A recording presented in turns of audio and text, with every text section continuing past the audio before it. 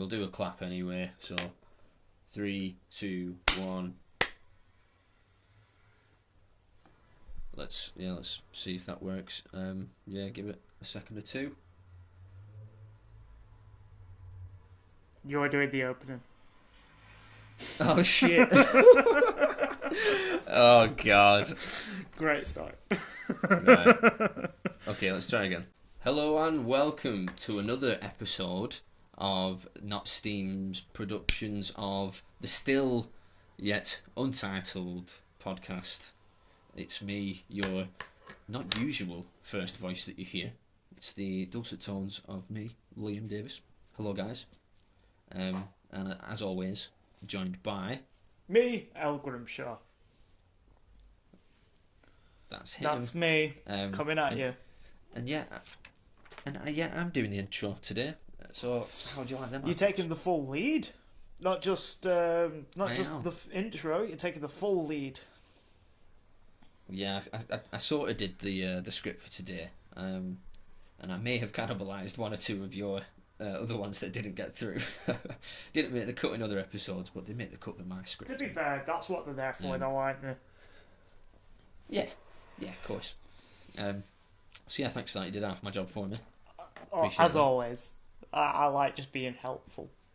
I just like being involved and included. You know what I mean? Yeah, it's nice to see that. But yeah, how are you? I'm alright. For the most part, yeah, I'm good. I'm sad that spooky season's over, and now we're hurtling towards the season of merriment and family disappointments. But, you know, other than that... Speak for yourself. I just find Christmas a bit of a tedious ordeal, to be honest. The only good thing about it is just an excuse to get drunk. Yeah, no, that's true. Yeah, and not that we need much of an excuse, but yeah, it's great. I'm still waiting. I still want to know what you've been playing. You want to know? And watching. Well, I'm going to start off with what I've been watching because I've written down quite a few, and it's something that's been meant. Firstly, I want to start off by talking about something that we've mentioned before a few times, and it was my hypothetical last time, I think, when I asked you what would you rather be in the Saw franchise or be in the Squid Game. Yeah. So, and have you watched? Me and Jess, our researcher, binged it within a couple of days. Yeah. It's possibly one of the greatest TV shows I've ever watched. I fucking love it. I just love that there's something a bit campy about it and like comic booky, but at the same time, like, because I genuinely, when we started watching it, I had the thought that it was based on like some sort of manga or something. But then when I did research, it was like, no, it's like heavily inspired by stuff like that. But for the most part, it's just its own. It was just written as a TV show. It's not based on anything or anything like that. I get that it's suffers the same issues as, like, say, Breaking Bad, and like Game of Thrones, where everybody jumped on the bandwagon. Therefore, for a lot of people, it's probably very underwhelming. But I like my Korean films. I like my sort of violent, dystopian, realities, and I just like it. Some of the casting is brilliant. The old man, especially, he is the number one player in my opinion, and the overall winner of the Squid Game. Would I like to take part in it? Absolutely fucking not. No. But they are about bringing something out similar, like an actual sort of like game show based on the Squid Game. Bit like it's an... Well, Mr. Beast did it. He actually built replicas in this huge warehouse. I watched it. It's about half an hour long, like edit of it, and they do all the same games. It's all It's all exactly the same, and it's brilliant. Is it with paintballs though? Yeah, I'm assuming he didn't just like murder off 436. No, he wasn't killing people, okay. Of course. But yeah, and then someone at the end wins, like, however much it was, like $250,000 or something. I must admit, like, when it got to sort of the end of the season, I kind of felt myself going, well, I know what's coming. It sort of got a bit predictable. Sort of the more characters got dropped and stuff. But everything about it, the colour palette, it's just an overall fun watch. If you're into sort of that thing. Another thing that I've recently picked up, as it has been spooky season, I tried to introduce Ash v the Evil Dead to my sister that's staying with me at the moment. Mm-hmm. How did that go? Well, not great. She didn't particularly care for it, but I love it. I think it's great. It's very cheesy. It's very over the top. It's not. Yeah. It's not a good, like, you wouldn't compare it ever to something like, say, Sopranos. But you'd compare it to, say, something like, say, maybe The Boys, maybe... I was going to say maybe Buffy the Vampire Slayer. Yeah, Buffy the Vampire Slayer. That's sort of yeah, it's a bit campy. It is very campy. But overall, it's just a fun watch. And anytime Bruce Campbell's on screen, I'm happy. Have you seen the latest, just as you mentioned Bruce Campbell, have you seen the latest Doctor Strange? Yeah, where he plays the pizza guy. Yeah, in the cameos. Have you seen the... I'm not sure if it's a deleted scene or the... like, one of the credits, mid-credits or end-credit scenes that they do. But he's in it again. I can't remember what because they've done something to him. Oh, but yeah, he's like all fragmented or something like that. Well, so in regards to that, Bruce Campbell and Sam Raimi, so the guy that directed Doctor Strange 2, they're lifelong friends. Oh, right. So, for the most part, bar the odd few, Bruce Campbell has made an appearance in every single one of Sam Raimi's films. Right, yeah. Even if it's just like even if it's just... So, do you remember in Spider-Man 2, there's that really annoying bellhop that is like... telling like Peter Parker like, oh, tie shoelace. Oh, like, have you got a ticket? Oh, that show's already started, you can't come in. That's Bruce Campbell. And if you played Spider-Man 2, the video game version of it, you would get it was Bruce Campbell that narrated the game and gave you all your advice and like hints and tricks. Yeah. So he's been around in a lot of like stuff that we've grown up watching. I just love the man. I think he's brilliant. He's in a really weird film called Bruce Campbell v The Shadow of Evil or something like that, and it's very much in the same vein as the Galaxy Quest film. I don't know if you remember that. Oh yeah, it's very much in the same vein as that. Quest. Like, this guy thinks that he's actually, a demon slaying actor, and it's just fucking mental, bizarre. But I do kind of love him. And then I just want to finish on what I've been watching on the animated Addams Family. Okay. So, is it the old one? Or is there a new it's the new one that's been produced by Sony Animations, and then the more recent one that was produced, or at least distributed, by Amazon Prime. They're really shit. Are they aimed at kids? Well, or are they it's trying to be difficult to more say, adult, really, or? because at the end of the day, Addams Family, so there's always going to be that, like, nostalgia vibe to it, because, you know, any kid that grew up in the 90s grew up watching the Addams Family films, which were great. You know, like, even now, they still hold up as being quite fun, they're quite quirky. Yeah, they've not aged all that well, but they've aged in a way that you're like, it was just the 90s. That's just kind of the movies that were being produced. This tries to go down a sort of like pathway of making it like just a generic animated film. If you took away certain elements, you would never know you were watching an Addams Family film. Right.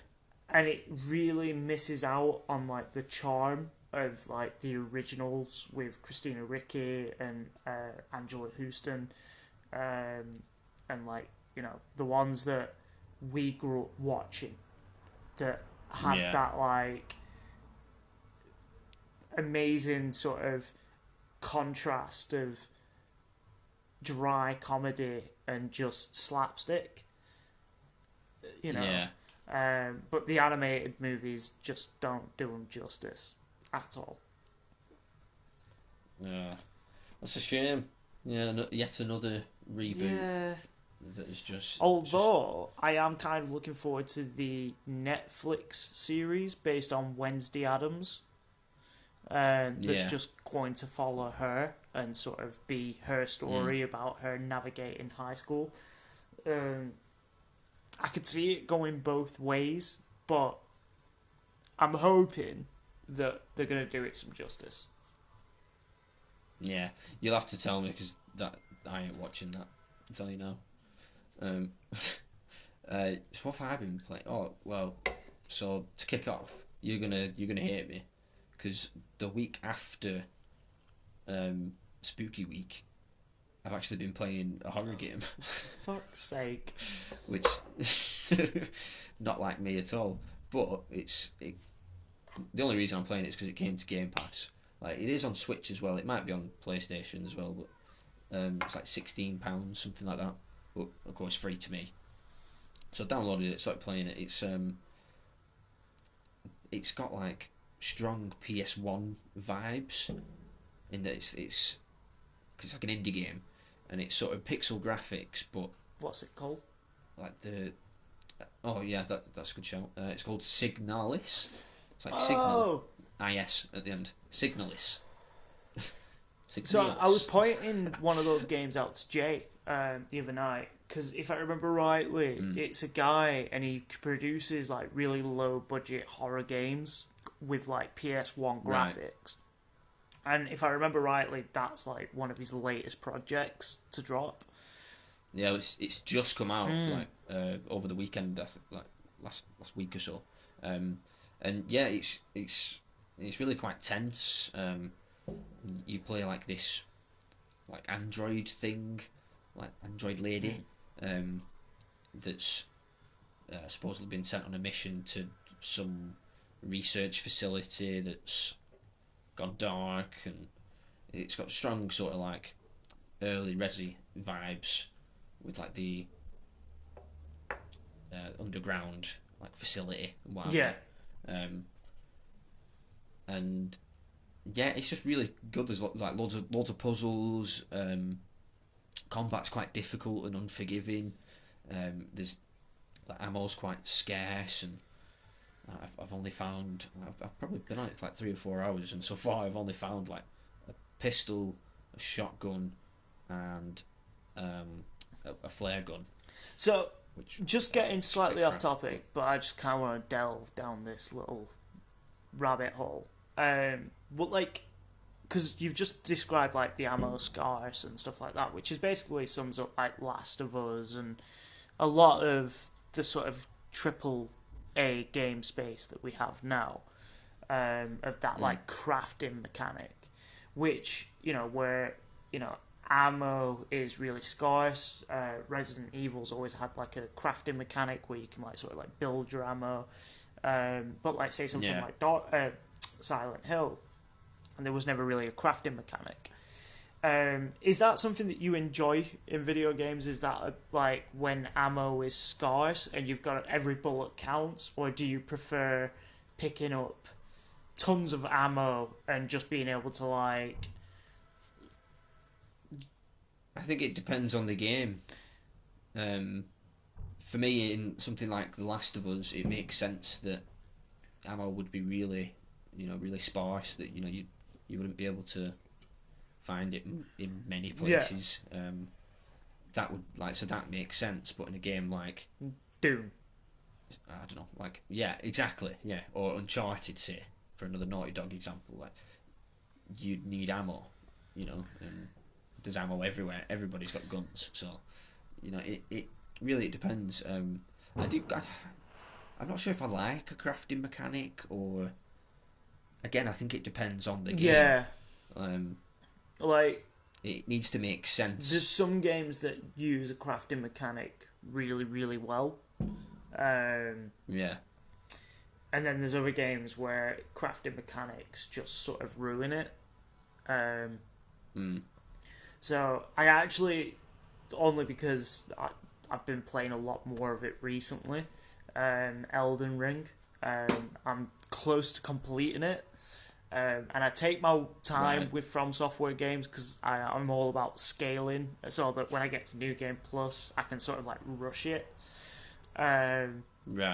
So I'm got to a point there, and I've always really liked the crafting mechanic in it, which is completely new to the sort of like Soulsborne franchise. The crafting mechanic's very basic, so one of like the key items that you have in any Soulsborne game is like a bomb style thing. Oil urns in Dark Souls, and then in like Bloodborne it's something else. But in this, you collect something called cracked pots, so you can have like 15 of them in your inventory. Did you say cracked pots? Cracked pots. And then you go into your crafting mechanic, and like you can build whatever bombs you want depending on what recipes you've got. So like there's like a sleep bomb, there's a poison bomb, there's a fire bomb, and stuff like that. And you just build, and like you build up your sort of equipment belt as to what you need. Which I really like that. But I do know what you mean. There are certain times where like crafting mechanics just become a bit tiresome. Just like it's when they don't make sense is when I take issue with them. Like in I tried playing Rage 2. Have you tried playing that? I tried playing Rage 1 and I didn't like it. See, I thought Rage 1 tried to do something different. It was janky as hell, but it wasn't amazing, it wasn't terrible, But Rage 2 is like this huge open world. Like you've got a big like tank-like car that has a big cannon on it and stuff, but you can get out, and it's first person, and it's like quite like it's sort of post-apocalyptic, but you're quite sci-fi. Like it's a weird blend. The tone is just like all over the place. It doesn't really know what it's doing, and it has a crafting mechanic. Like the guy that you're playing is a basic soldier, but apparently he can like craft like new cars and new weapon like for his car and stuff. And it's like everywhere you go, it's you have an objective to complete in order to get one of the many different kinds of crafting materials in order to upgrade like your abilities and all this stuff. And it's like this is See, what's wrong with an experience bar and just give me a bit of XP when I kill someone or complete an objective, and then I choose what I quite like in Witcher the way that they did it, and that it felt very natural. In that if you wanted to upgrade a piece of armor or anything like that, there were two ways of going about it: find the blueprint and do it yourself, but that it could be anywhere on the map, or tied to a specific mission. Or alternatively, each blacksmith on the game sort of specialised in a different armour type or different things. There were like different levels of blacksmith, weapon type or something. So like you'd go to one and it was like a weaponsmith, and they would only sort of like specialize in silver swords, or you'd go to another one and they'd only specialize in steel swords. So you'd sort of have to, and I really enjoyed that. It made it really immersive. Although really frustrating when you're just trying to sort of like level something up and you go to like the nearest town, and the loading times on Witcher 3 were fucking annoying. But you'd go to like one of the towns, get to the blacksmith and realise they can't upgrade what you've got, and it's like, fuck. What else have you been playing? Well, not a lot new really, other than Signalis. But in terms of watching, and you're gonna love this as well, because I finished all the like Game of Thrones, House of the Dragon, everything else I've been watching, all finished. Might do a deep dive on some of those that we've both seen at some point or other. But after finishing House of the Dragon, it just made me want to watch Game of Thrones again. So I've started Game of Thrones again from the beginning, and I've got to say, what a show! You forget how well it's written, and it's, oh my god, it's so good. Because it's been so long as well since I've seen the first few series. The thing is, it really, it's the so thing good. is, I think Game of Thrones was great up until about season 7. Like, even towards the end, it was still a really good show. In the last season, there are the odd few episodes and moments that are absolutely great. What ruined Game of Thrones for me was that there was like approximately like 8 years worth of hype, like building up to this huge battle and like this huge sort of like clash of ideologies and stuff like that. And yeah, you know, you look back, you can see certain elements of Daenerys going a bit batshit in certain respective, but she was always reactive to what was going on around her. So like she would only react to the cruelty that she saw. In the last season, they just thought, you know what, we need to sort of end this, and we need to end it in a way that ties it all off. And it felt that was rushed. it. It's like, it did, and it's one of those weird ones, because it's like, I don't like pointing the finger, but it's not. You could argue it's not the writer's fault, because they've been told, oh well, you've got one season to end it all. Knock it all up in, basically. You know, so that's no easy feat. So you're looking at the guy, the big wigs that are saying, yeah, you're not getting another season, which is fucking mental when you think about it. To be fair though, I think they were. People would carry watching it. I think they were sort of happy to end it on that season. What I think the issue was, and again, I'm not blaming the writers, though I am sort of saying more it is their fault, in that what they tried to do is they tried to sort of rush out a story that would fit a final season that would sort of appease everyone. Yeah, it's like they were trying to make sure that everybody got their comeuppance. Yeah. And then they had like one or two shocks in there, and they weren't really that shocking.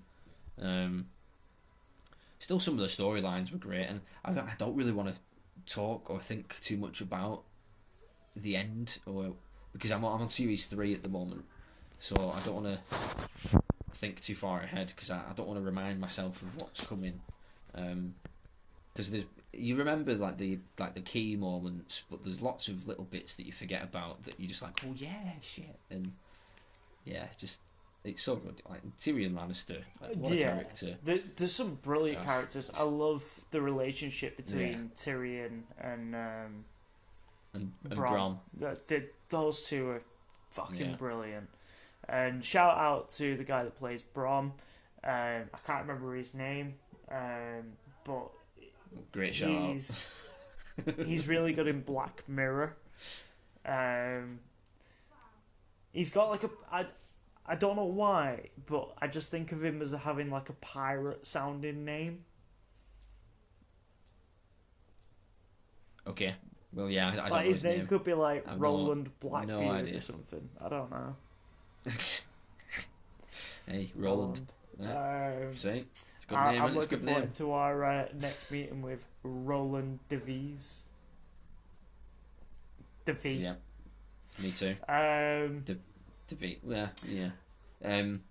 But yeah, great. So we'll go on to our first segment. Just before we go on to that segment, sorry.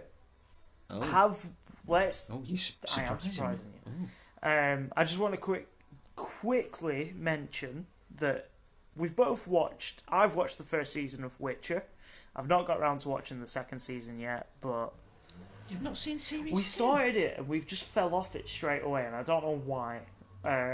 One of us wasn't in the mood for it at the time, and we've just not got round to it. Could argue it's better than the first series. No, more than likely. I thought the first season was really good, but there was just certain things. And I've never really been sold on the whole idea of Henry Cavill playing Geralt.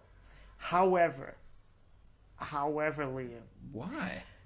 I just think that in terms of physical look, like somebody that looks the part, I think there's better. Like, what? Have you seen the size of him? Yeah, no. Like, nobody else can do the bathtub scene like him. Yeah, I know. But going back to Game of Thrones... Come on. Jamie Lannister, the guy that plays Jamie Lannister. Nicholas, whatever he's called. Nikolaj... something. Yeah, him. We know him. I think he'd play a great Geralt. Like, I think he would... He's too little. Is he too little? Like, I imagine him with his top off. Compared to Henry Cavill. He looked pretty fit in Game of Thrones. Well, you've seen who they're replacing him with. Who? I've not... Liam Hemsworth. Is it actually Liam Hemsworth? I thought that was just a parody thing.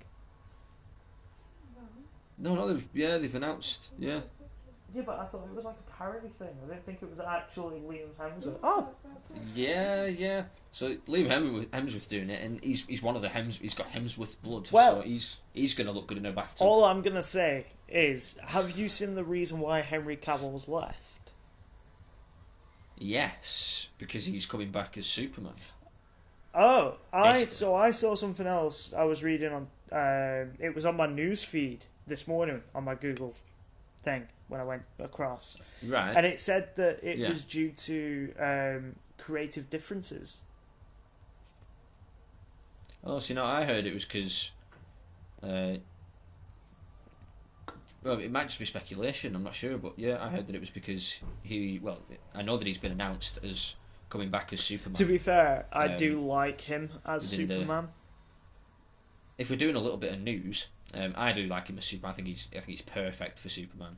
But yeah, so it's no longer, because it used to be the DCEU for DC Extended Universe. Now it's just the DCU. They've dropped the E. They're just looking at Marvel's homework, aren't they? And just like, like, Kevin, what are you doing? Like, because the thing is, it's mental. But this is my honest take on the sort of like DCU, whatever you want to call it.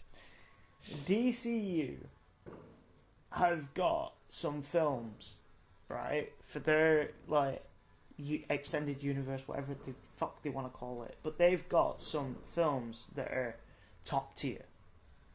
Batman, Joker, Suicide Squad. The second one that's better, directed by James Gunn. Top tier in what sense for that one? I agree with the others, but that one, like, what do you mean? That one, I think that it's on the same level as Deadpool.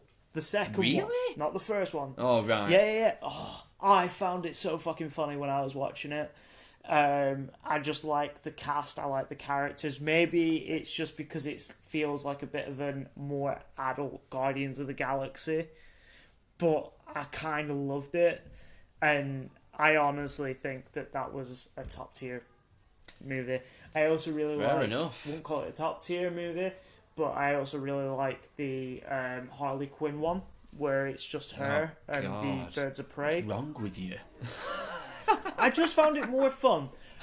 Like, bear in mind, I'm comparing this to the Suicide Squad, the original movie, which was a pile of dog shit. Yeah, well, yeah. I thought the first half of that film was fine.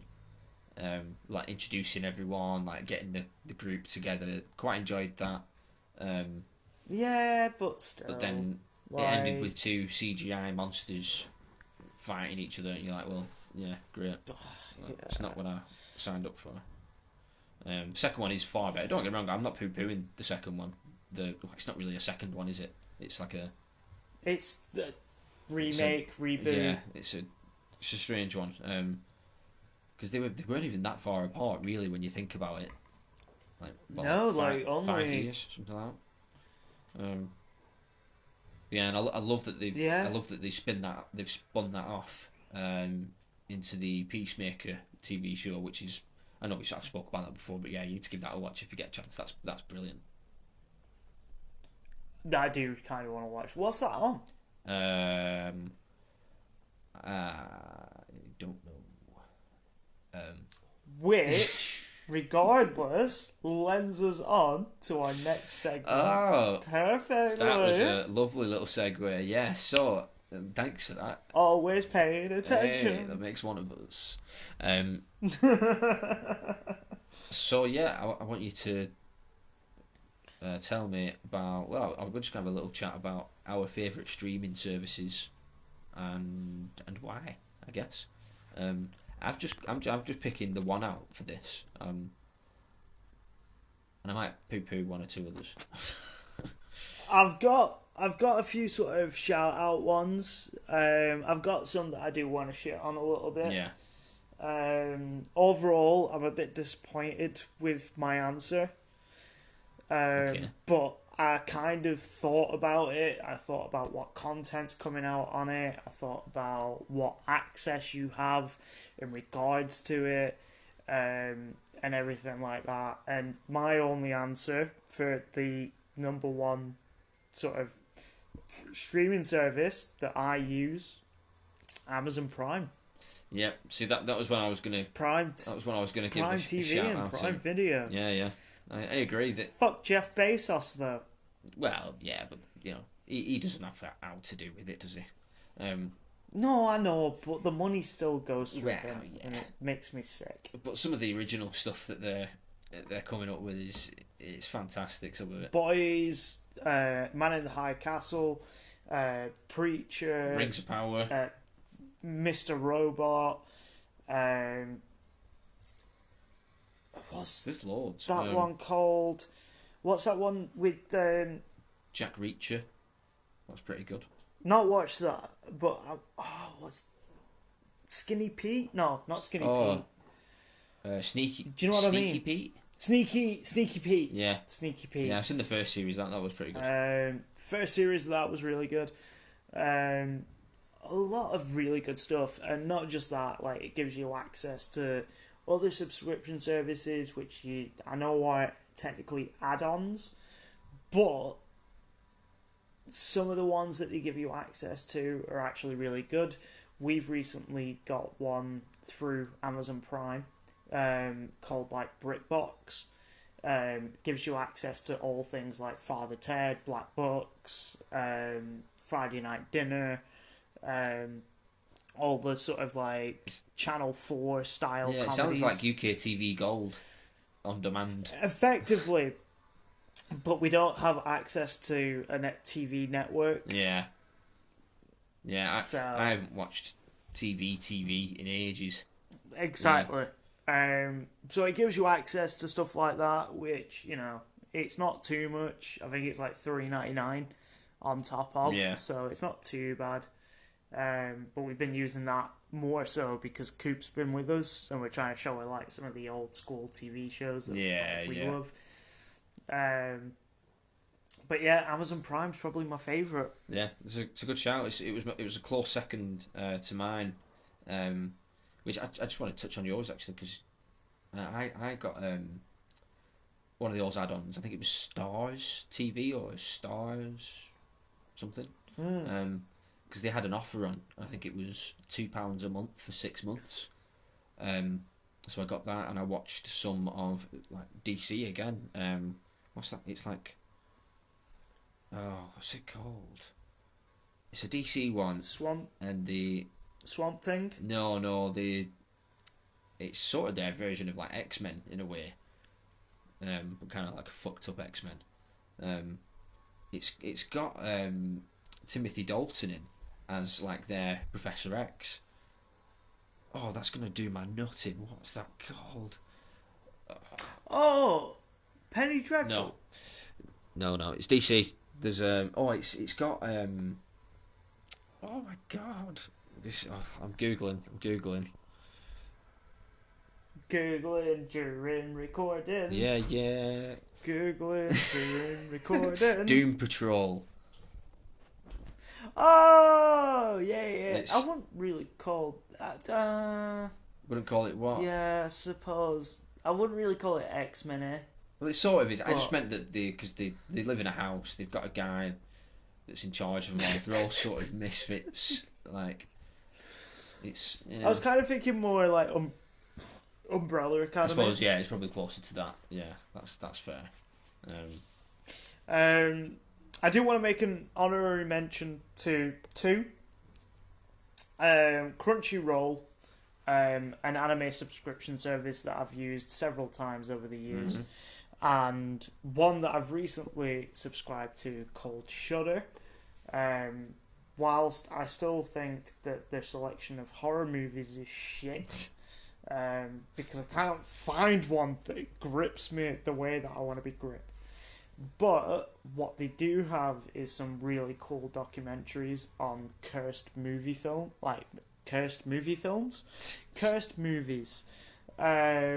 like the productions around them, as well as some pretty creepy TV shows and some.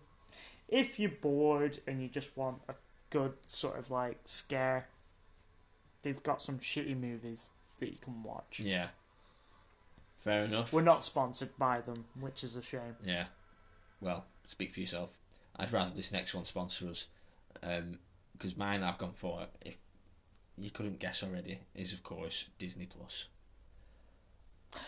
To be fair, I was going to make a shout out to Disney Plus, but then I retracted it because I thought you were going to mention it. Yeah, because it's just so good. It is a good subscription service. It was one of those that the sort of original stuff was a bit thin on the ground when it first launched, and it launched into a busy, busy market as well, and was trying to compete with the big boys. And it was just before COVID, wasn't it? Yeah, it was it was just around that time. It was, yeah, and yeah, it's like they came into this really busy market, and it wasn't long after that Disney put out that thing where they were like that huge press release where it was like the next 5 or 10 years of like TV and film releases, and there was like 30 or 40 like projects on this that were coming up, and you're like, oh, okay, so they're committed to it at least, and yeah, I just think that everything that they've released, sort of expanding the Marvel stuff and the Star Wars stuff, of what I've seen, I've enjoyed, I would say, most of it. And yeah, I just think like barring Boba Fett, the Book of Boba Fett, which kind of sort of screwed the pooch for me, because they turned Boba Fett into like a fucking sensitive pussy, basically. And he's not. He's meant to be a fucking warlord. Yeah, he's he's not meant to just be, just sort of... Nah, a protector. Just, to be fair, I'm impressed with the sort of range on Disney Plus. Yeah, I was going to say, because when not long after they launched, they added that star to it, which has got a whole range. They added stars. They've added all the stuff. FX. So like one of my favorite, like a couple of my favorite TV shows are on Disney Plus, which I'm really happy about. There's like Atlanta. There's the Solar Opposites, which is from the makers of Rick and Morty. Yeah. Which is great. And, like, there's also all the Disney films, which, love them or hate them, they have got a few good movies, especially the Pixar stuff. Yeah, that's all great. Like, and something that I've written down to mention was that obviously all the Marvel Star Wars stuff's great, but I think the documentaries that they've been putting on there are pretty good as well. Not watched much of the documentaries. I need to get into them. Yeah, some of them are brilliant. Like that Welcome to Wrexham, that's on Disney Plus. I do want to watch. And yeah, I'd recommend that to even anyone. Though I'm not into football. Yeah, I'd say you don't need to be. I just want to watch it because it's got Ryan Reynolds in. Yeah, I think a lot of people will watch it because of that reason alone. Which subscription service are you shitting on? Netflix. Yeah. It's a bit like I check it every now and then to see like what's new, what's coming on, like, and there's nothing grabbing me at all. Don't get me wrong, they've got some really good shows. They have, because they've got some great shows and some great movies, some really, really good movies, and it's kind of the old reliable. Yeah. But it pisses me off in that they cancel shows, they fuck around with editing content. They're fickle. Like, there's episodes of Stranger Things that have been edited, like, prior to the release. No, sorry, not prior to the release, post-release. Yeah. And not just that, the way they get rid of content, and like 1 minute it's there, 1 minute it's gone, and I understand that they want to cycle it and they want to keep it fresh and everything, but at the same time, it just feels like that you're always gonna find something to watch on there, but sometimes it's a fucking slog. Yeah. Yeah, well, that's what happens. We're back. And yeah, so we'll go on to our next topic then. Sort of our main topic for the pod this week. And because you could probably tell this is my episode, I want to know your 5 favourite turn-based games. Ooh. I did struggle with this a little bit. Yeah, I thought you might do. That's why I ran it by you. But you said you were fine with it, so... Yeah, no, I was fine with it. I did struggle because I was trying to think of... Because turn-based isn't really my thing. Yeah. I prefer running in and bashing heads and everything like that at my own pace. I don't want somebody to be able to go, stop. And I'm like, no, I don't want to stop. So you know what I mean? Like, not really my thing. Yeah. But I'm proud of the choices that I've made. Alright, cool. Well, go on then, if you're so proud. What's your first one? So, my first one, and you didn't specify video games, so I'm going to throw it out there. It's a card game that I own called Gloom. Okay. You know what? I didn't specify video games. You're right, and you didn't specify video games. So I'll accept it. Yeah.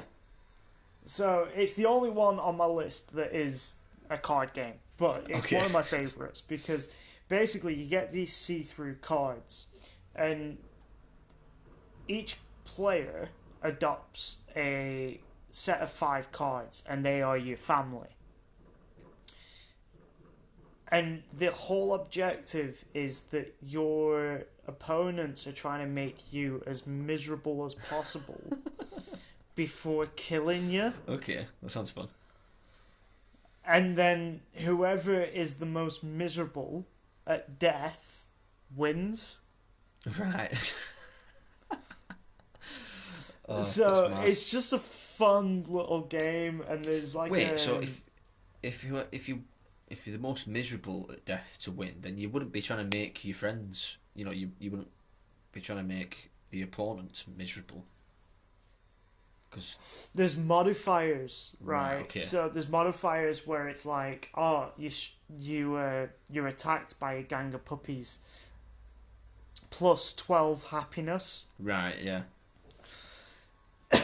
Or there's like ones where it'll be like instant, you die happily surrounded by your family, plus 30. Yeah. They're the kind of ones that your opponents are going to play. You are going to play the misery cards. But there's also like play misery cards on somebody that's like close to the other person winning, so that you can stop them and like, balance it out. It's a strategy game. It's really fun. It's turn based. It's great. They've got loads of different editions. They've got a sci-fi edition. They've got a zombies edition. They've got the regular edition, which I think I've got. Right, yeah. A Cthulhu edition. Oh, cool. Or like H.P. Lovecraft edition. Yeah. And like it's just a really fun little card game that it's quite easy to understand. Yeah. And therefore you can just play. It's like pick up and play. 4 games. Yeah. Yeah, just pick up and play. Like once you understand the rules, they're quite easy to explain. They're quite easy to remember. You just pick it up, throw your cards down, and get on with it. Yeah, cool. It's decent. Oh, good stuff. Well, mine's I'm just getting my obvious one out of the way first, but it's I've gone for the original.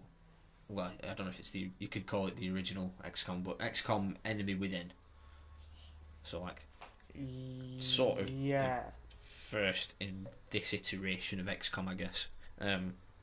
It's the reason I've chosen this is because this is really what got me into turn-based strategy games, like as a whole.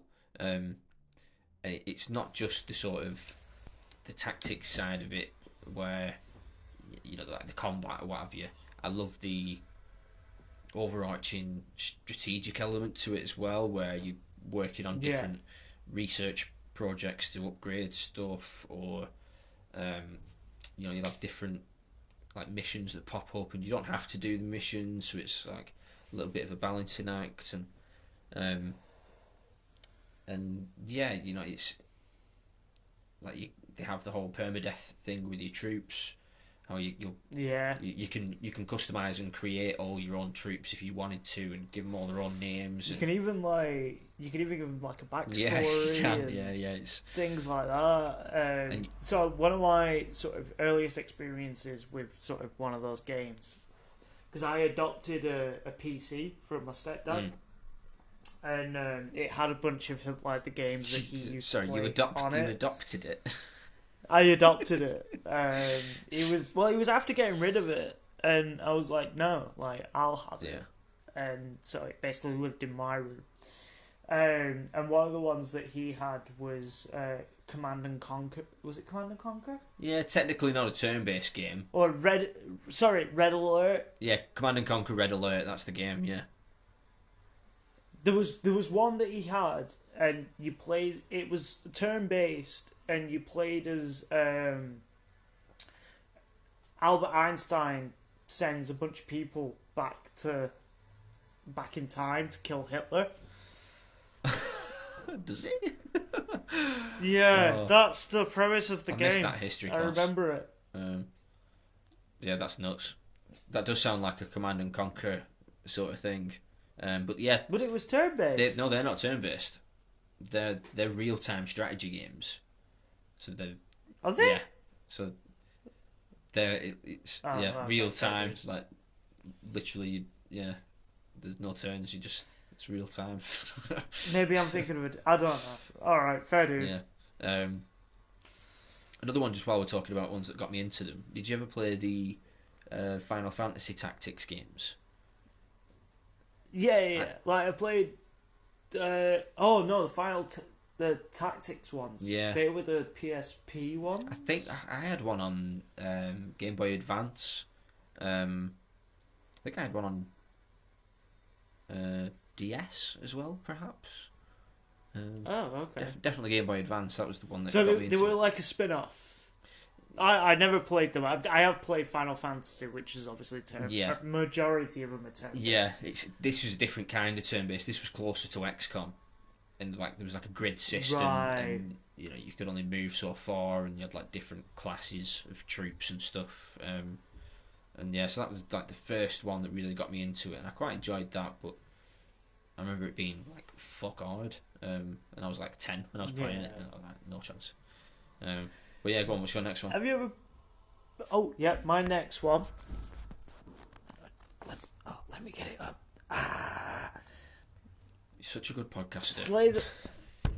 I know. Slay the Spire. Great one. Yeah, great choice. One that you put me onto. Yeah. To be fair, it's become one of my downtime games, especially when I'm in the mood for something, but I can't settle on a game style or like aesthetic style or whatever. When I need something to stimulate me, but I don't know what it is. Often I'll go to Slay the Spire. It's a good one. Who's your favourite class? Your favourite character? The magic one. Which one? One with the orbs? Yeah, I like the orb guy. The orb guy's great because you can stack up your attacks brilliantly. It's just a really cool sort of roguelike with sort of turn-based strategy, and it's all about like using cards at the right time, and it's got like that feeling of like Gwent without it being Gwent. Yeah. Obviously it doesn't follow the same logic or patterns and stuff, but overall it's got that same principle of you've got to have greater numbers by the end of your turn than they're going to have, and it's just good fun. I just enjoy it. Cool. Yeah, and I couldn't agree more. Like you say, I put you onto it, and for good reason. I think it's a cracking game. I think like the artwork's really good. Like some of the bosses and the mini bosses as well are like kind of unsettling sometimes. Like sometimes it's just like a head, like a human statue head. It's just lying there. You're like, that's and it's like a little bit creepy. But yeah, really, really cool game. I like allows for a lot of different sort of tactics and sort of because you obviously when you finish a fight you get a card to add to your deck, don't you? Yeah. So you can sort of decide on different ways of building your deck with the same character. You could have like 3 or 4 different kinds of deck with the same character. It's cool. Well, that's it. Like, there's different cards that have different play styles, and they'll do different things. One of the things that I really like in terms of like this sort of aesthetic choice is there's like this blend of fantasy and sci-fi, which I really like. That sort of hybrid of where they're trying to explain fantasy through sort of sci-fi and sci-fi through fantasy, and it's kind of a nice blend because the first 2 characters that you pick, one's like a humanoid character, one's like a sort of like stealthy race character, and then you've got the magic character that, if you look at the artwork, is a sort of robot. Yeah, sort of mechanical, yeah. It's kind of like got steampunk vibes, isn't it? Yeah, and it's just great. Like, visually, it really appeases what I'm after. Yeah, and certainly in the later game as well, when you're getting your cards and you know in your head which order you're going to play them in, and you fire them out, and then like everything unfolds in front of your eye. Like it's so satisfying when you get it right, good. But then so annoying when you get all the way to like the last boss, whatever, and then they kill you. It's so annoying. But like a few times I've died on that, but I keep going back to Same. it. Like it's one of those that I'll never uninstall from my Xbox. Same. I've got like a few games which that might be a good topic to do at some point. Yeah. Ones that our uninstallable games. Uninstall. Uninstall. That's the one. Uninstallable. No, uninstallable. Uninstallable. That's the one. Yeah. Because uninstallable just means you can't install it. Anyway. Oh yeah, good point. Right, but anyway, topic for another time. It's a great game. Yeah, I'd recommend that to anyone. What's your next choice? So my next one, because I've always spoken about XCOM 2 and why that's great, and it's sort of genre defining in, it sets so many trends for its sort of, its genre, and one of the best sort of XCOM clones, if you like, that I've played anyway, is Phantom Doctrine, which may have mentioned back on one of the early pods, but it's, I don't recall. So it's basically XCOM, but the skin that it has on it is that it's Cold War, so it's set like 80s. You're not against aliens or anything. You're basically the leader of like an independent intelligence agency, and you recruit troops and you spies, and you station them all over the world, and it gets really deep with the sort of tactics and strategic side of things. Like there'll be an event going off in, say, France, and I've got someone stationed in London. So you have to tell them to fly to France, and that takes a certain amount of time. They'll have a certain amount of time when they get there, where say if there's two people staking out whatever the situation is, then you'll have up to 4 options of what you can do. You can tell them to like stake it out and get some more information. Say if you're waiting for a target there, you can tell them to wait for the target and follow him. They can just leave it, or they can engage, and it adds benefits to when it's in the sort of combat scenario. So an example is, say if you've like staked it out, then you'll be able to get, say, 2 people in undercover. So you'll have 2 of your troops out of your, say, 6 troops or whatever. 2 of your troops will have, say, lab coats on, and they're already inside the facility when the sort of encounter starts, and they're undercover. Guards don't know that they're, spies, what have you. It's only enemy spies that can figure you out. But you can still send in a team of 6, so you could have like those 2 in cover inside, and they can still carry little weapons that they can hide, and have underbody armor that doesn't show under. They can have it on under their clothes. I tend to have another team of 2 sort of in the foyer of whatever the building is, so there'll be like a public space where you're allowed, and that's fine, but there'll be like red lines where, this is private area, if anyone spots you it'll raise the alarm. And then I'll have 2 more in like full body armor, like geared out to the teeth as like backup, so then if shit does kick off, I've got these 2 heavies that can roll in and help out. And it's, so what's that called? Phantom Doctrine. Like, not the best name for a game, I've got to say, but yeah, really good, and it's often on offer on stuff. Like I've got it on Switch. I think I might have it on PlayStation as well. But yeah, that's really good. I'd tell anyone to play that likes XCOM anyway. Because I'm one of those I do like that style of game for the most part, but when I think of turn-based, I think of a classic, which is Worms. Oh, that's a beautiful shout. Ugh.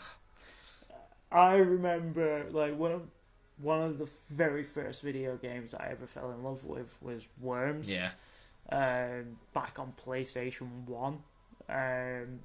Playing it with my parents. Yeah. And we used to have like competitions, like so we'd have like multiple games, winner stayed on kind of thing. And the humour, the mechanics, the fact that some of the weapons, like all the weapons are shit, but there's a way that you can master them. Yeah.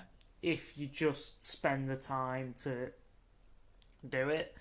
Like, I always used to struggle with the ninja rope. Oh, yeah, yeah. So it was like a grappling hook. Yeah, I remember that. And I always just struggled with it. But as I've got older, because every console I've ever had, I've had some sort of Worms game on it. Yeah. And now is no exception. Although they're changing the gameplay style drastically with the newer releases. So they've got one where it's like a battle royale system. Oh. Worms Battle Royale? Yeah. Okay. Yeah, it's not great. But the classic turn-based ones where you played one worm out of a team of 4 or 8, and each turn you did the actions of one of the worms, and you would go against another team of 8, and you had a selection of different weapons that you could use or actions, and it's a very basic XCOM but side scroll. Yeah. And like destructible environments as well. Destructible environments, which was actually quite... There was a lot going on in that game, really, for the time. When you think about... For the time period. Yeah, different mechanics. Destructible environments to that scale, because it was quite well done in that you had this big like structure and it would slowly like dwindle down to nothing. Yeah. So like you'd have like environmental hazards on top of the fact that motherfuckers are trying to murder you. Yeah. Goddamn worms. So, and it had a great sense of humour, made by a British company down in Cambridge. So yeah, it's just a great game franchise and should be checked out before they ruin it. Yeah, well, I must say I haven't played one in probably 20 years. But yeah, I holds a lot of nostalgia for me. Me and my older brother Chris, we played it growing up. Both sat at the computer and taking it in turns with the keyboard and brilliant. Caused a lot of arguments as well. But yeah, brilliant game. Little shout back to earlier on when you mentioned a game that I put you onto. Here's a game that you put me onto. Ooh. John Wick Hex. Which I could have put in my playing recently because I've been playing it recently. But yeah, it's really good. Surprisingly, I'm so surprised how much I like it, to be honest, because when I first started playing it, I thought it doesn't feel like I'm John Wick. No. But I must say, like, the further I get into it and the more hectic the scenarios get and the more difficult it gets, because there's no sort of leveling up system or there's sort of like temporary boosts that you can apply between each game with like a money system that they have going on. But yeah, there's no like experience or unlocking skills or anything like that. It's like it teaches you all the skills that you've got. It explains how everything works, and it's like, right, go on, off you go. Yeah, I kind of got a bit of a roguelike feel to it, where it was quite easy die in it. Yeah. Oh yeah. What? Maybe I was just a bit shit at it. I think. But, yeah. Maybe. Like, I don't deal well with those kind of games. Yeah. Like they ask too much of me. I need real time stimuli. See, for me, with that of like running in. it's so unique in that. Well, for one, you're only controlling one person, which usually, you've got a team. And like whenever you make a movement, that's when time starts, and other people start to do their actions and stuff, and it's. One of the things I love about turn-based games is sort of breaking down their mechanics, breaking down how they work, and figuring out how to exploit that basically. And yeah, I'm sort of getting there with John Wick, and so I'm starting to feel like John Wick now. Do you remember when I was talking about it when I first started playing it, and I said that it doesn't feel like it's the best John Wick game?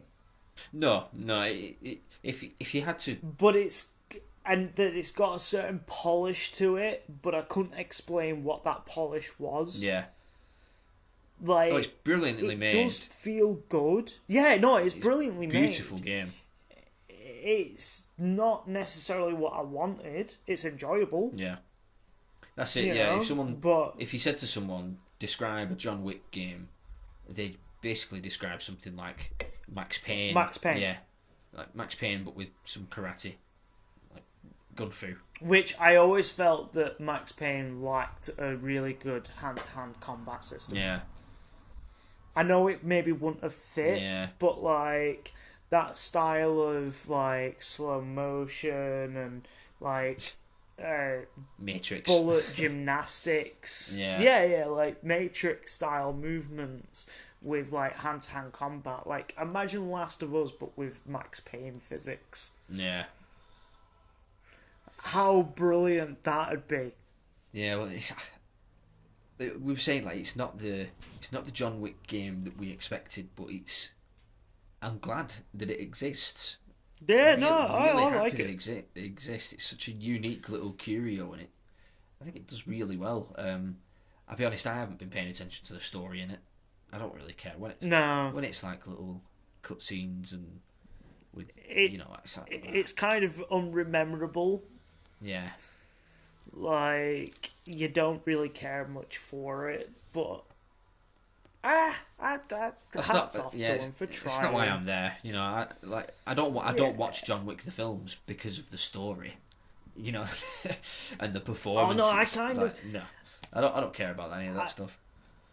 I kind of do like the story a little bit. I like the whole like underground network and everything like that of assassins.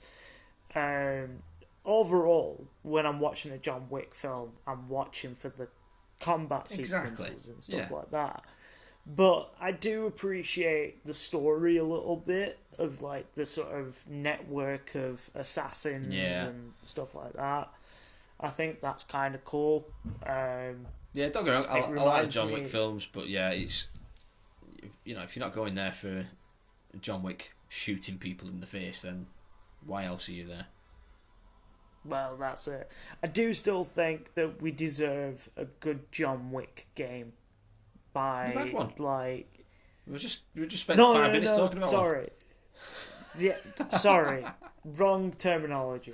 We deserve a John Wick game where we can feel like badasses in real time. In real time, okay, yeah, fair enough. In real time. That does make me laugh, not actually, turn-based. with John Wick Hex, how you'll finish a level and it'll break down like your stats at the end, and it'll say it'll be like time, and it'll say like 4.5 minutes, and it'll say actual time 43 minutes.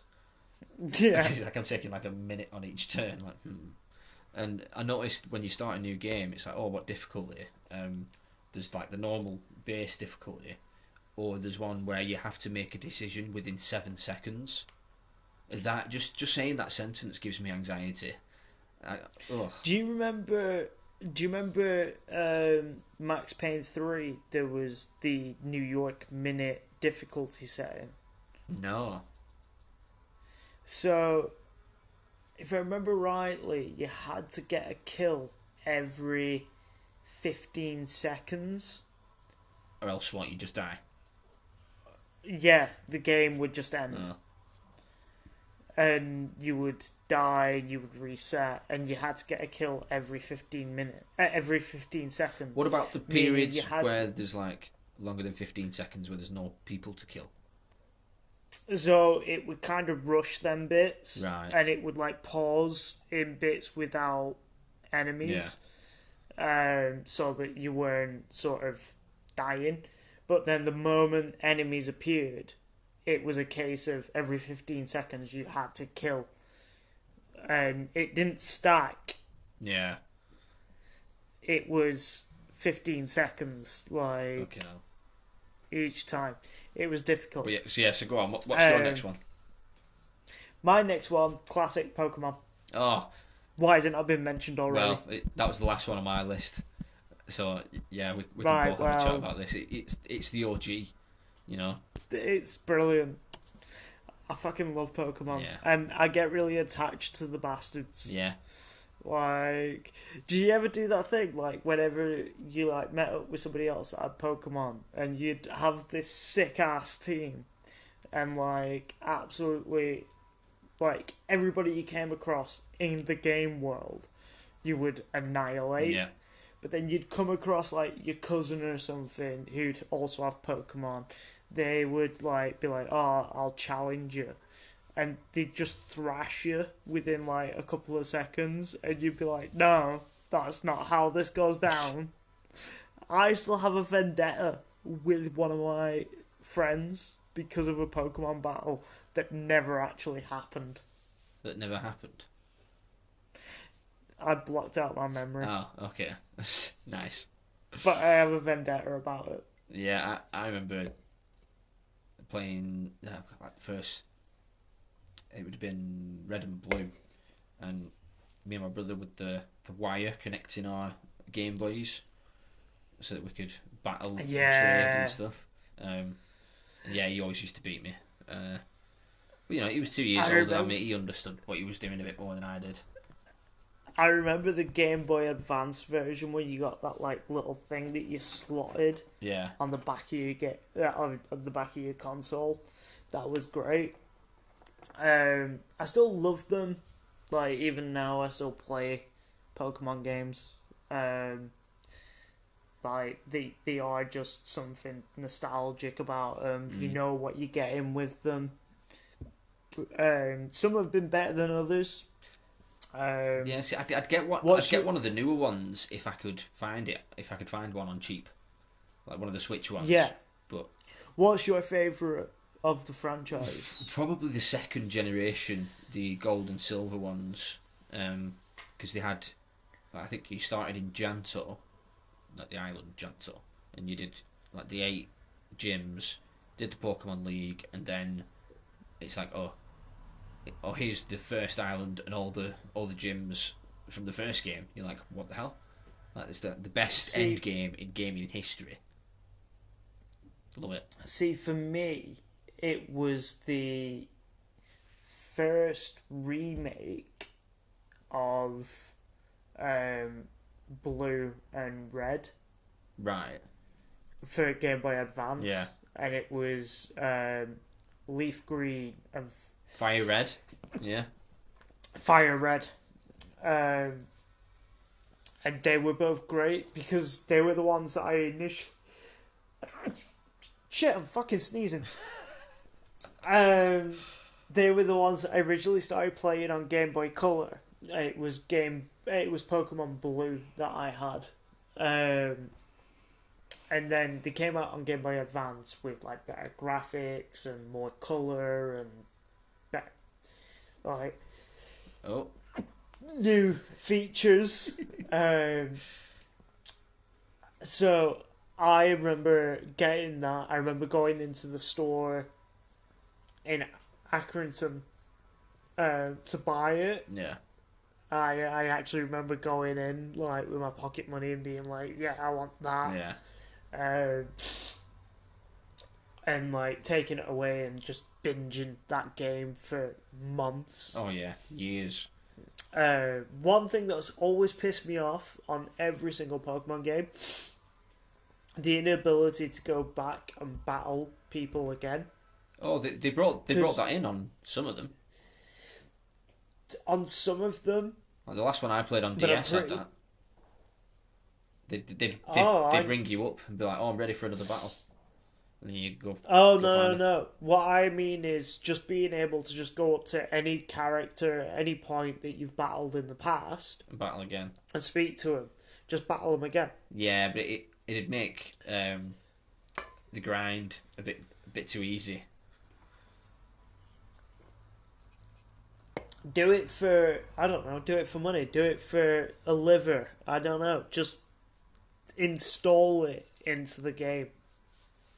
What, so you could just fight, and your Pokemon don't get experience? What's the point in that? I just, like, when you get to a certain point and you've, like, completed the game and stuff, and I'm, like, kind of want to carry on playing because I want to catch as many Pokemon as I could. And it used to piss me off because you get to a point where you couldn't really do anything other than walk amongst the grass. Yeah, and find new Pokemon. Yeah. Whereas I think that it would always benefit from a feature where you could go back and speak to a character and say, I want to battle you again. Because they come up to you initially and they're like, hey, you, battle me. But then you can't go back to them and go, hey, you, battle me. What the fuck's that about? Yeah. Well, they might bring that in. I don't know. I think they have tried to a little bit, but yeah. it's more. I know they did on. It was like random. Did they have one of the versions? Were they called Black and White? Yeah. Yeah. So I think it was actually a really good one. I think that was. To be I think fair. that was the last one I played. Y and Z. Yeah, I didn't play that. Last one that I played was. It might have been Pearl actually. Was that on DS? Diamond and Pearl? Yes. Yes. No, 3DS, I think. No, I never had a 3DS. So yeah, it might not be. DS then. Yeah. I don't know. Oh, I don't know.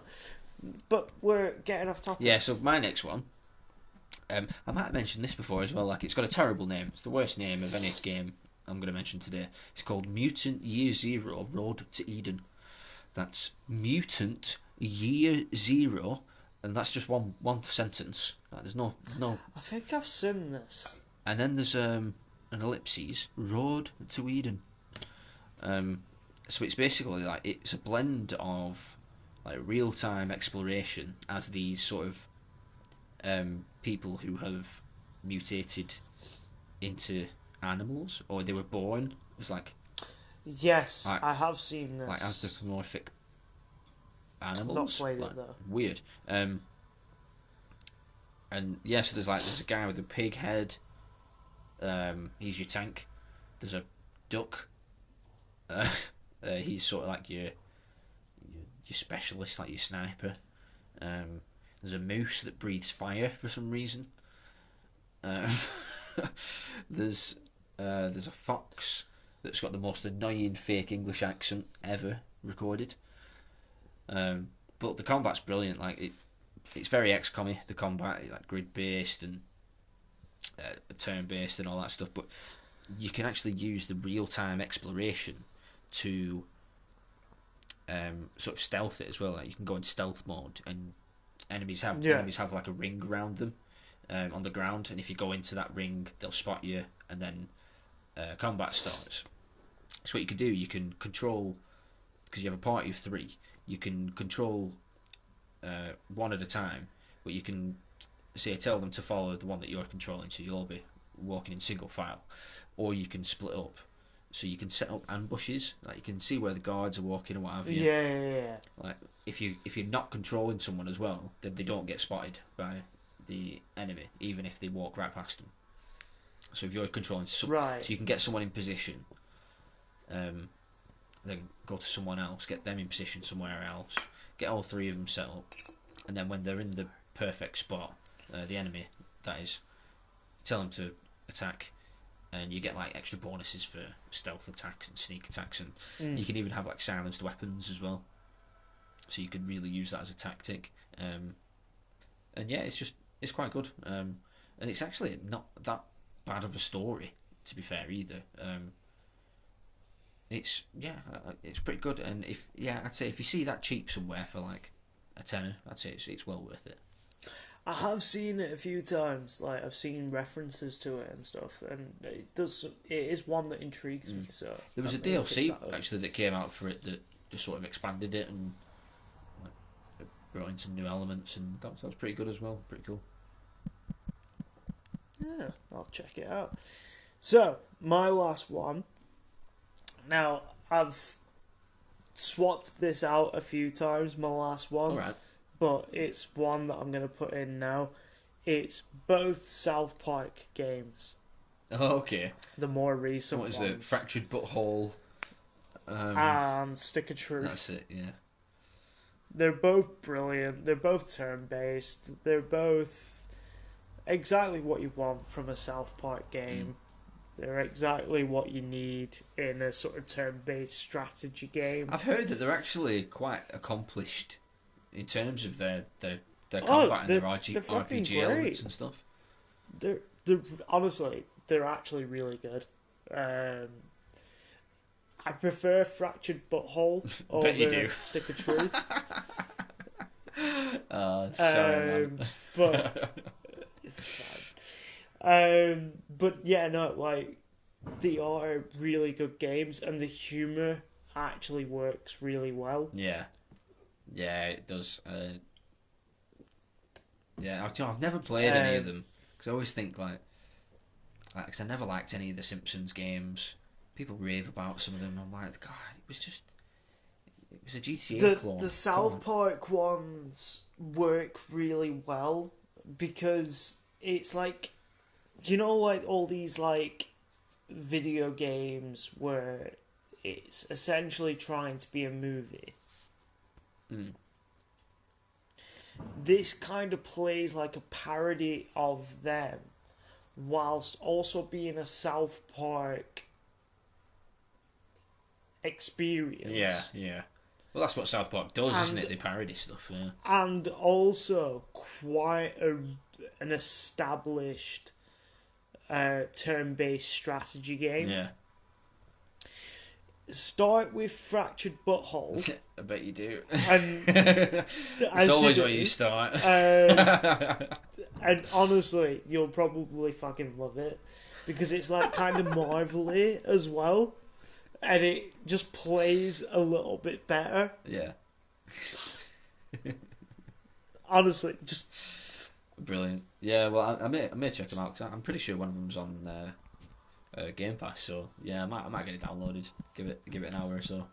But yeah, cool. Well, that ends our 5 favourite turn-based games because we both had Pokemon, so I haven't got a last one.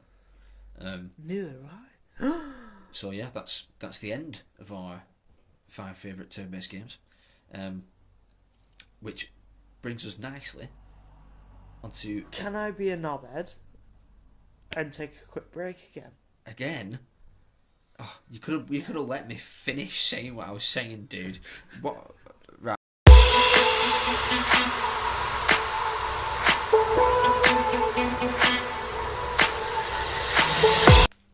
And we're back. We're back. Yeah. I'm so glad I did all them transitions. Yeah, I bet you are. Yeah, you got the bladder the size of a thimble. So. Yeah, you seemed so proud when you said that then.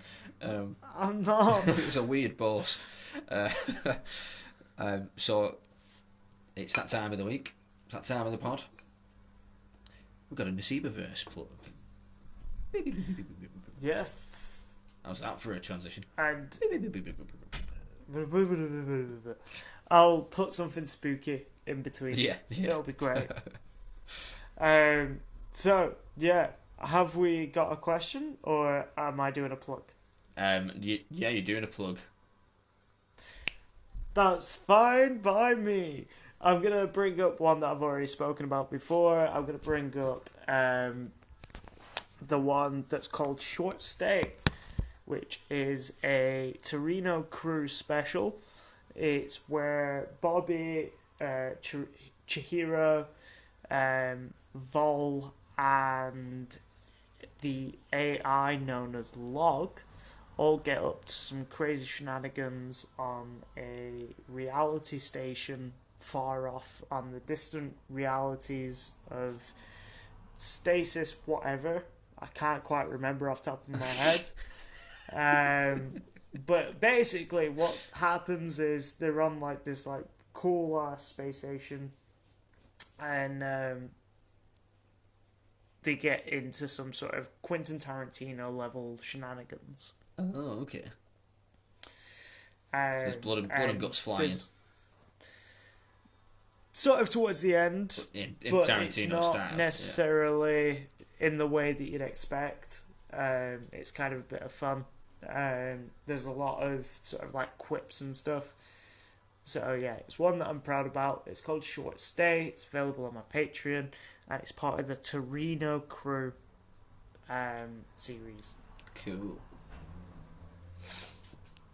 Yeah, like and subscribe, by the way. Thank you. You'll get there eventually. You'll have the balls to say one day. Don't worry. We'll work on that. Never. Yeah. So although I do still want to introduce a tier that says tier for beer. Yeah. And it's like people paying for our beer, which I've realised we should try and get sponsors by saying what beers we're drinking at the time of recording. Yeah, it's a good shout, although I'm not drinking beer today.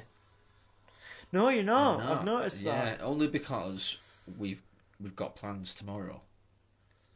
That is so true. I want to be fresh, you know. I don't want to overdo it tonight. I'm building a line in. Yeah.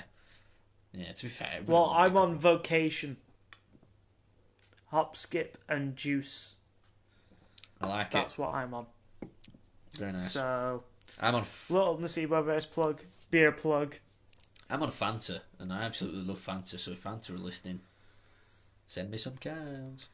Have I told you the fact about? Yeah, I have told you the fact. Yeah, we're not discussing them on here. Yeah, so we'll go on to our next section, which is I am going to give you credit on this one.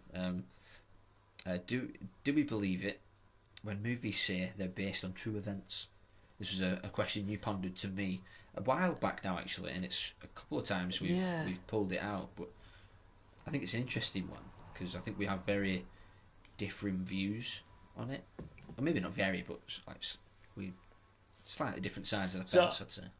I'm used to it appearing on a lot of horror movies. Yeah. When it'll come up based on true events. The film you're about to see is based on true events. Yeah. Like, if you know any circumstances where this is happening, please. And then you watch it and you realise very quickly, like, this is not based on true events at all. Yeah. So, like, one of the classic examples was Blair Witch Project, where everybody thought it was an actual... Yeah, they thought it was actual found footage. Like, come on. And afterwards, it was like, no, you divs. Yeah. It was just actors. That's what they do. And, you know, like, films like that are great, where they sort of, like, twist the public perception of what is real. But there's a lot of time where sometimes films rely on it too much, and films say like, oh yeah, based on true events and all this lot, and like they may be based on something that actually happened, but my philosophy is that they're usually sort of what's the word? They're usually sort of fabricated to a certain degree. Yeah, they'll be exaggerated, won't they? Yeah. Yeah. Like, one of the best examples is the Captain Phillips one with Tom Hanks. Yeah. So, in that film, Captain Phillips is like presented as being this like badass that sort of like saved the day, but in actual fact, it was sort of a joint effort of everybody sort of like playing their parts and stuff like that. But the film doesn't present it as going down that way. So yes, it was based on something that actually happened, but they've taken some sort of creative license with actual events that have taken place there. And I think that's the main thing, because at the end of the day, unless it's actual footage of the event happening there and then it's only ever inspired by actual events. Well, I would counter that with Fargo. Now, Fargo is, it says at the start, and it's quite explicit about it as well. It's like the events depicted took place in Minnesota in whatever year. Out of respect to the survivors, all the names have been changed. But out of respect to the dead, the victims, everything else has been told exactly as it occurred. And you can actually, like, you can Google this shit up, and obviously there's always going to be some level of creative license where, you know, there's a conversation between two people who, they're both now dead, so they had to sort of, you know, come up with whatever they were talking about. Like, they can have an idea of what it was because they know what the scheme was or whatever. So I would say with something like Fargo, it's as close to the truth as you're gonna get in films and stuff. Obviously, it's never gonna be 100%. That, yeah, for me. I mean, don't get me wrong. Like, you know, there's examples of stuff where they've done something like, you know, like where they've sort of said like a film's based on true events, like often like World War films and stuff like that. Like, you know, you take them at sort of like face value, but obviously at some point somebody did probably do that. Yeah. And one of my favourite sort of like wartime films is Unbroken. Oh yeah. With it's brilliant. It's called the guy Jack. About the Jack Cook. Yeah, Jack Cook. Yeah. Jack O'Connell. Jack O'Connell. Sorry, I think he played someone his called character Jack Cook in Skins. He did. Yeah. It was directed by that was Angelina Jolie. Yeah, I think it was her first film that she directed. Yeah. No, I don't think it was her first film, but it was one of her early films. Yeah, that's really good. Brilliant. It's really, really good. And that, like, obviously is probably based on a pretty accurate story. Yeah. Of events. Really well told, everything like that. And I love it. I think it's brilliant. But I do think that a lot of the time movies lie to us, and they say things like wolves at the door, or whatever the fuck it's called. The Shannon Tate murders. Oh right, film, yeah. Where it's like she has like a premonition days before she dies, and all this she lot, and she's aware that something bad's gonna happen in the house, but for whatever reason she can't stay in a motel that particular night, so it justifies the fact that we're watching a pregnant woman get murdered as a film plot device. It's a horrendous mess, and it just butchers the truth. It doesn't give anything to the truth. Yeah. See, I'm a fan of like biopics or biopics. I like biopics, and like you have to take those with a pinch of salt, because there's always going to be that artistic license. Like, they'll have the story, you know, they'll have the sort of end game, like Wolf of Wall Street, for instance. Yeah. Like, I believe most of that, you know, I believe it was probably more wild than what it looked like on the film. You know, in real life, it would be insane. You know, fucking cocaine and hookers, it's not going to look as nice as it actually looked in the you know what I mean? Right. The thing is, though, with something like Wolf of Wall Street, okay, and this is me just speculating, but I imagine that there's a lot of it that's fabricated. Like, how mental can we make this appear? I disagree, because some of the stories that they've come out with, like the actual guys... Ugh. Hang on. So, the stories that they told initially, when they were pitching the movie, how many of them were tamed down? Yeah, a lot of them. That's what I mean, yeah. Reality is that a lot of them were, like, fucking horrendous. Yeah. Like, you wouldn't even send it in your WhatsApp group. Yeah.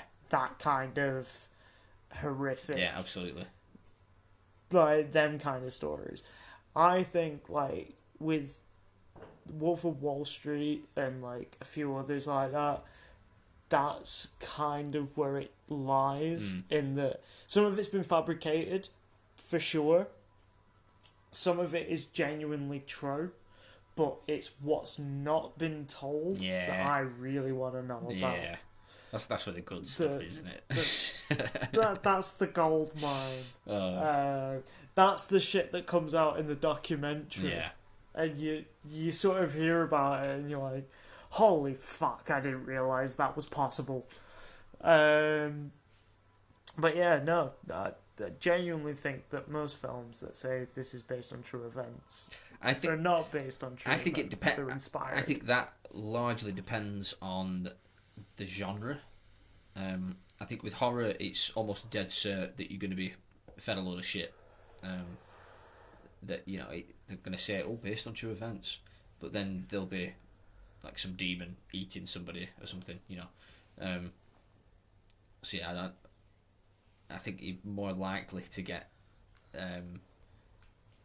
sort of close to the truth with like a crime thing, or like a war film maybe. But even with crime, like, there's been instances where they've made it out to be like they've done more of an investigation than they actually have and stuff. Like, there was I think it was with the film about Elizabeth Short, the Black Dahlia. Like, they made huge, like, investigation attempts and stuff to try and find this killer, but the actual fact, they really didn't do anything. Yeah. They just sort of fabricated it afterwards to make the sort of LAPD look good. But reality is that, you know, most cases they were just like, just another dead girl. What does it matter? Yeah. So that might be the exception that makes the rule, though. You know, yeah, I mean, I personally think that there's the odd exception where, like, I don't necessarily think that it's based 100% on the truth, because, you know, like the Abraham Lincoln biopic, which by Steven Spielberg, which is great. I really enjoy it.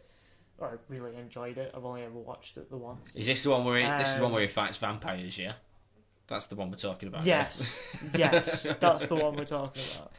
100% accurate. No, I'm on about the biopic, the one with Daniel Day-Lewis. Yeah, I know. And like some of them conversations, I don't think went down the way they said they did. But I'm willing to believe that it's based primarily on Abraham Lincoln's lives, based on writings and his own sort of like diary entries and stuff like that. Yeah. Like, I genuinely think that that is something that is primarily based on true events. Yeah.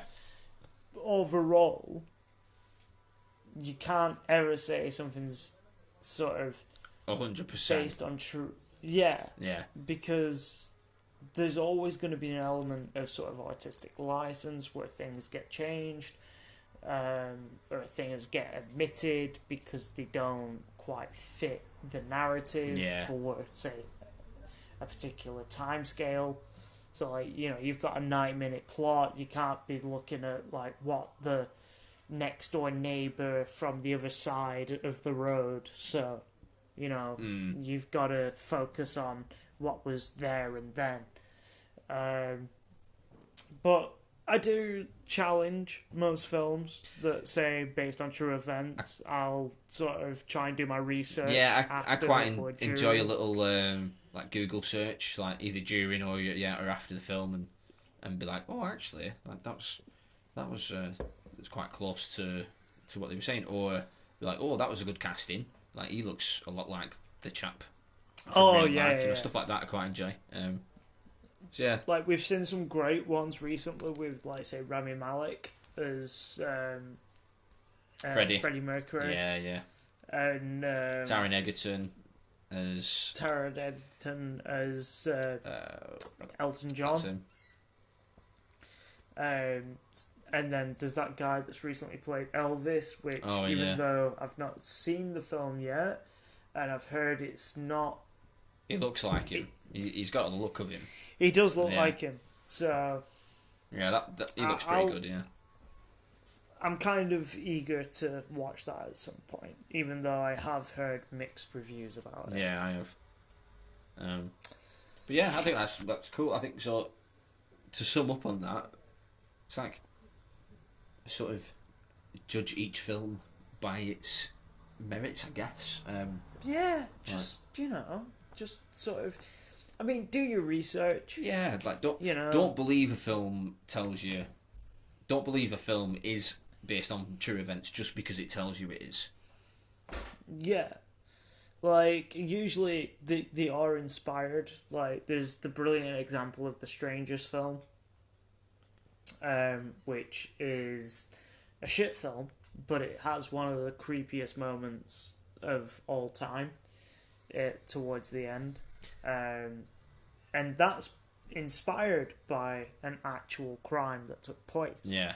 But the whole nonsense of it being inspired by true events, well, that's not how the murders took place, and I wouldn't want to take judgment on how the murders took place. They're pretty horrific, so leave it as it is. Yeah. Yeah, fair enough. And I'm just conscious of time, so we're going to skip the next section, and because we can save that for whenever, and we'll go straight on to a little one I wanted to ponder you with. There's a couple of bits I wanted to touch on this. So, do you think that handheld gaming will ever make a comeback? And what do you think of mobile gaming? Does that count as handheld gaming? So, in terms of handheld gaming, I think the Switch is a beautiful console. It is. It's a beautiful, beautiful piece of kit. I have the Switch Lite. Me too. Jay has the Switch. Is it the OLED? OLED. Ooh. Yeah. Which it is very nice. It's a bit bulkier. Yeah. I kind of prefer the Lite because it's more agile and you can sort of like fit it in a bit better. Yeah. The only thing that I don't like about it is it's a bit too much Nintendo based. Well, it's Nintendo. Yeah. No, I know. And I get that, but like its interface and stuff feels very Nintendo-esque. Like the kind of games that are sort of exclusives on it are obviously majority to Nintendo, and we've spoke several times. Yeah, very expensive. About our annoyance of the price of see, my thing game. with the Switch is it's got a foot in both worlds, because they've got obviously the home console version where you can play it on your screen, you know, your big telly and stuff. But then they've got these, you know, Switch Lite models which obviously can't do that and are solely only for, you know, handheld gaming. But it's the exact same library of games. So it's like, well, Am I gonna get a game? Because like what I do, because obviously the Switch Lite isn't as powerful as a normal Switch. Um, So I always, before I get a game, like if I'm looking at getting, a big game on Switch, I'll always do a quick YouTube search and have a look at gameplay taken from a Switch Lite rather than a normal Switch, because there can be a change in the graphics and yeah, I just want to make sure it runs properly. But it's like are they still making 3DSs and 3DS games? I don't think they're making 3DSs anymore. I think they still make the odd 3DS game. No, right. I don't think they do. I've got no clue, man. But yeah, like there's nothing that is dedicated handheld. Like I've even mentioned the Steam Deck, which the part of their marketing for that was like, oh yeah, you can plug it into a monitor and use a mouse and keyboard with it. And you're like, well, yeah, it's no longer handheld then, is it? It's yeah, it's a PC tower. See, so for me, like one of my favorite going back to old school was Nintendo DS. The sort of like the DS Lite, where it was more slimline. It was nicer to hold and everything. Like that was so good, and there were a lot of brilliant games that came out on that, and it was before Nintendo really started sort of capitalizing on the value of their games. So you could pick up, say, the lower tier Nintendo games quite cheap back then. So like you could go in and you could get, say, like Nintendo Mario Tennis and get it for like a tenner. Yeah. And it was, it was a really good console.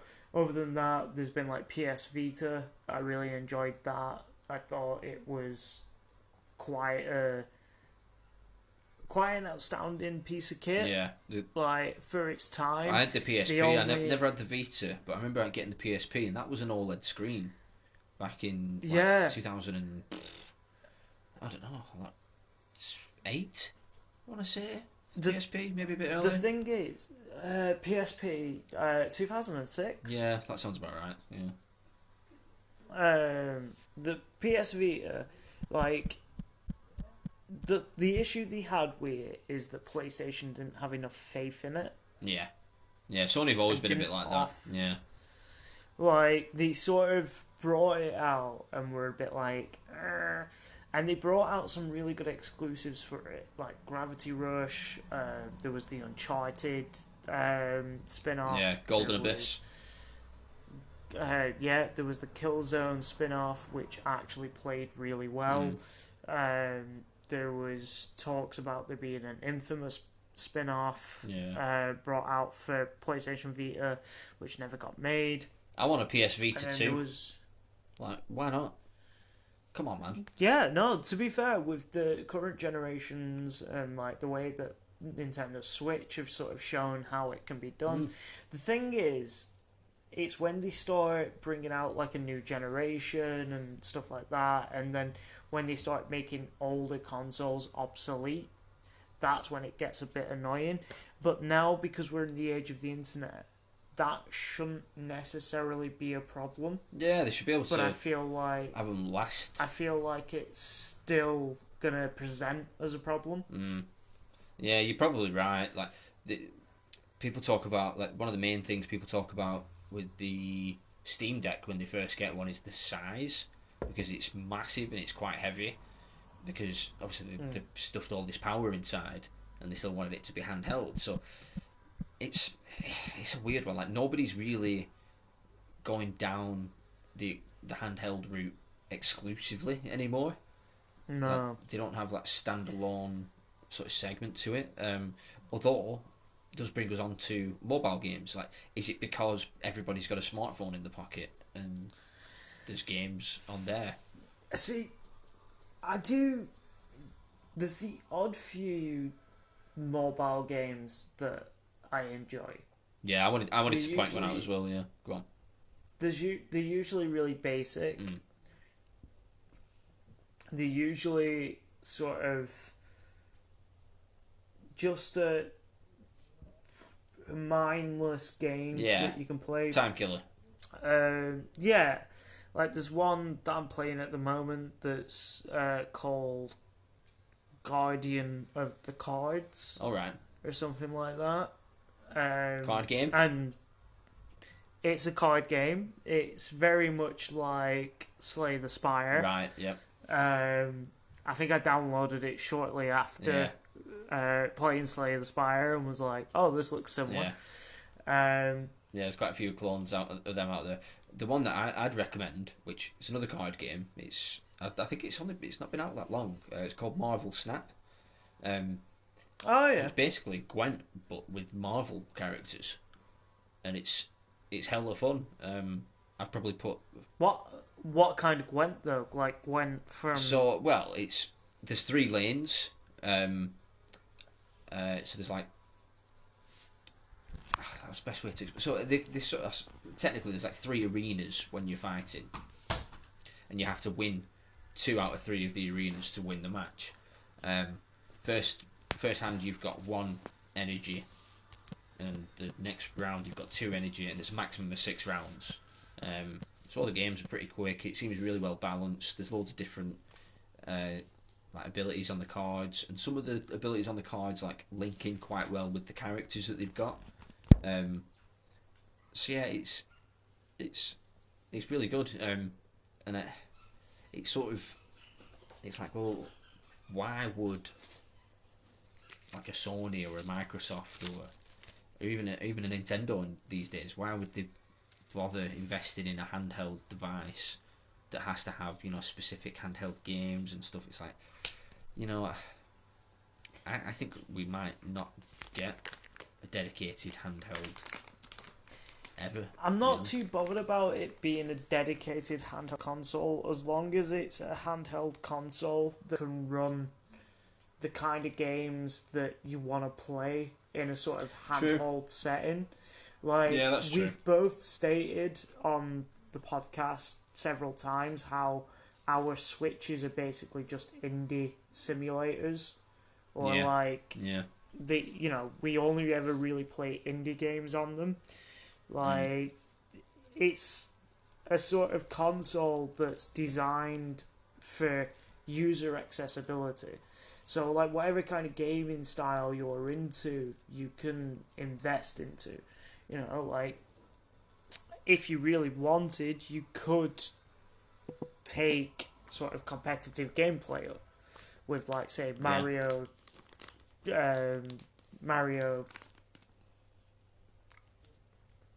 What's his racing game called? Mario Kart. Mario Kart. Mario Kart. I don't know why I forgot.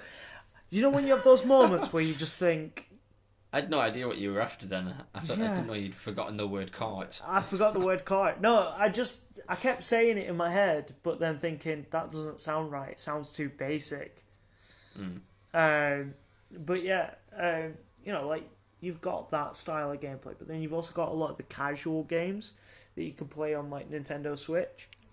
Yeah. So, like, Stardew Valley, Moonlighter, and things like that, which, they're all great. So, I think they don't necessarily have to make a console that's primarily handheld, but it would be nice for them to carry on making consoles that are designed to be handheld. Yeah, I suppose you touch on a good point there, where as long as you can play what you want to play in a handheld setting, which eventually you'll be able to play anything in a hand. Like, I've got Witcher 3 on my Switch, and yeah, it's quite a downgrade on graphics, but it's still all the same music, the same voice acting, the same, and it all plays the same. So yeah, in 10 years there might be another iteration of the Steam Deck, maybe, or a new kind of Switch. Who knows? Yeah, I think the mobile game sphere has sort of put a hold on any bigwigs going for anything major for the time being. And the thing is, with mobile games, is they're available on such a widely accessible format, and like, you know, there's like, it introduces people that wouldn't normally play video games into sort of a video game simulation or like idea of like stuff like Candy Crush. Yeah, exactly. Like, you know, people were playing that would be like, I don't play video games, but you're playing Candy Crush. Yeah, exactly. Yeah, which is, last time I checked, it's a video game. It is. But like, you know, there are some pretty decent ones that if you take your time and look for them, you know, I love the Plague Inc. game. I don't know if you've ever. Oh yeah. Where you control a disease. Yeah, it's such a good game. There's one that's really cool called Reigns, and it's like a roguelike. That's really fun. That is really good. Yeah. There's like just so many that you can pick up, and like Reigns is a brilliant one where, you know, you're trying to get a particular ending, but you try to remember like what decisions led you to where you went to, and you know, like they're just fun. Like there are some good mobile games, but overall they're shit. I'd say if you're wasting, you know, if you're killing some time on your phone, better off doing it on a game than on like Facebook or Twitter or something. In my view, better for the soul. I mean, usually when I'm on my phone, I'm usually doing sort of writing or jotting shit down. But like when I get into bed, I usually like play on my phone for a bit, and I'll like just bring up a game and do like a couple of levels to sort of like turn off to. Yeah. Cool. Well, I believe that brings us on to our closing hypothetical for the week. And in typical L style, give me something crazy. It is going to be something crazy. Liam, serious question. I want a serious answer. Gut instinct. Would you rather spend a week as a pickle for a lifetime of green, or for $100 million a day, as a transformer, but all the damage you cause is taken out of the money you get? Okay, easy. Yeah, that one. What? I'll be a transformer for a day. So you'd be a transformer for a day? Yeah, and I'd just be careful. You know, I'd just try. Yeah, but you're not allowed to be careful because you're gonna get thrown into some. I'm not allowed to be careful. No, you're gonna get thrown into some Michael Bay shenanigans. Oh, what? And I'm having to scrap someone in a city. Yeah. But all the damages, same way. What kind of transformer am I? Can I choose what vehicle? I feel like no. Like, I'm going to pick something good. Yeah, because you'll pick something good, and ideally, I want you in a tuk-tuk. Oh, God. What would he even be? Like a tiny little... like a samurai, but a tiny little one. Samurai's a badass. True. So it's either that or spend a day as a pickle for a lifetime. Yeah, go on. I'll be a pickle for a day then. If I can't choose what kind of transformer I'm going to be, then yeah, I'll be a pickle. I think that's the only option. And to be honest, it works out alright for Rick, so... I was just about to say, he gets on alright. Well, that's it. You know, like, sometimes being a pickle, or being in a pickle, is what you want in life. I don't want to know what you do in your spare time. Thank you very much. Pickled liver syndrome. Years of drinking. Oh yeah. But yeah, what about you? Are you going to be a pickle or a transformer? I'd probably go for a transformer. You're just... Why? Because... It makes no sense. Because I'd probably definitely be Team Decepticon. but that means you're gonna have no money. That's fine. I'd get to destroy things for 24 hours. For a day, and then you revert back to a human with no money. Well, no, because it's taken out of the value of what I would be paid. So chances are I'd probably be left over with something like £12, right? Yeah. So after all my damages, but that's fine. All the damage that I've been allowed to do in that short period of time. What about all the people that you killed? I'll try my best not to. You just said your team Decepticon. All Decepticons want to do is kill the humans and take over Earth. Yeah, but I'd focus my efforts on people that don't belong in society. Yeah, you haven't got time to focus on that because you're busy having a scrap with me. What, as a pickle?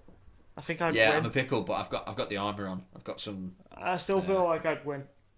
Pickle Rick armour. I still feel like I'd win as a Transformer. Yeah, you probably would. But you'd be a poor human after all of it. I would, and I'd probably regret my decisions quite quickly. But I also like the idea of just turning evil for no reason. I'll tell you what, if it's the same day that I turn into a pickle, you just make sure you don't drop a building on me or anything. We could team up. The pickle and the Transformer. You put me in your pocket or something. Like, the Transformers have pockets? I don't think they do. I'll put you in the glove compartment. Yeah, there you go. There we go. That's solved. We don't have pockets, but we have glove compartments. Yeah. And I suppose you've got a boot. I just want to point out that in the terms of targeting people, it would be people that microwave fish in an office space. They're the kind of people I would target. Yeah, they deserve to burn in hell. Yeah. That's been another... Oh, wait, no. Why am I taking the lead? Hey! It is force of habit. But yeah, that's been another episode of the Untitled podcast. Yeah, great stuff. Again, as always, like and subscribe. I've been your host, Liam Davies. I've been a sidekick and occasional break taker. Occasional, that's putting it lightly. Yeah, nice one. Okay, bye. Bye.